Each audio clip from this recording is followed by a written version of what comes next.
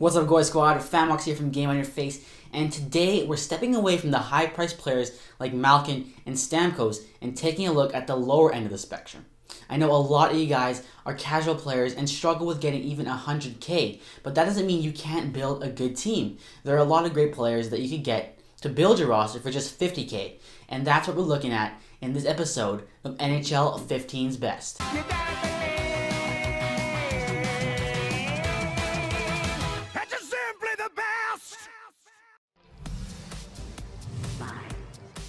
At number 5, with the average price of 35k, we have Tyler Seguin.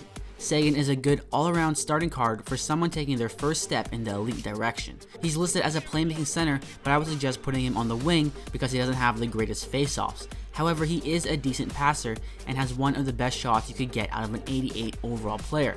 On top of that, he's very strong on his skates, so he's hard to knock off the puck. His weakness comes with his speed and defensive ability. His endurance is terrible, and he often takes frustrating penalties. I wouldn't suggest making him your cornerstone piece, but he's a great complementary goal scorer for a team that already has an established first line.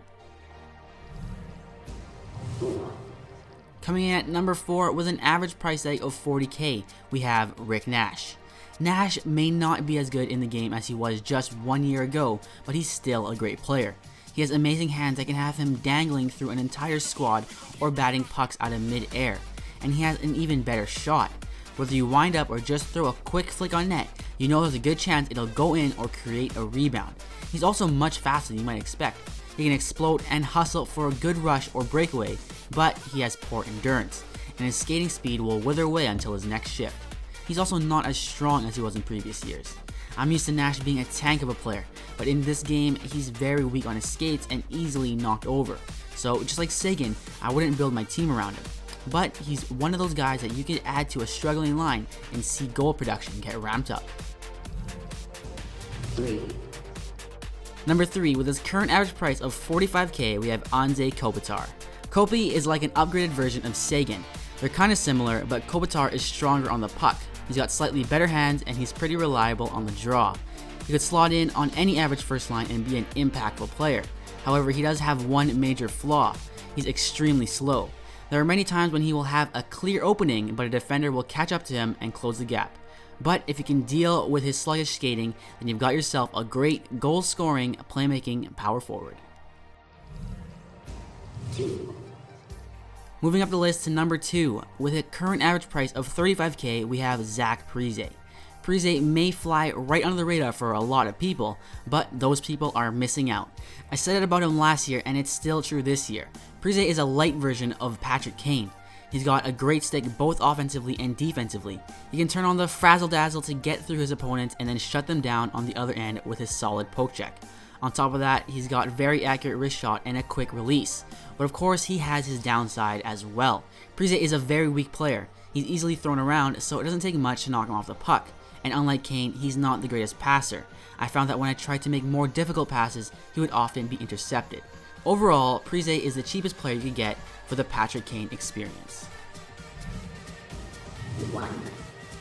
And at number 1, the best forward you could get for 50k, we have Patrice Bergeron.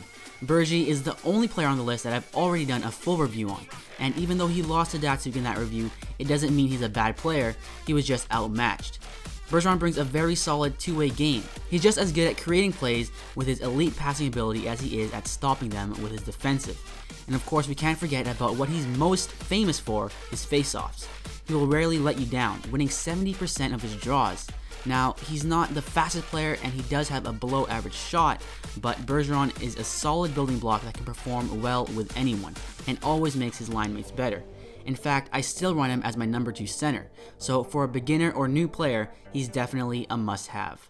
So that completes the list of the top 5 forwards for 50k. This is technically the first NHL 15's Best, as the Legends one was a recap video.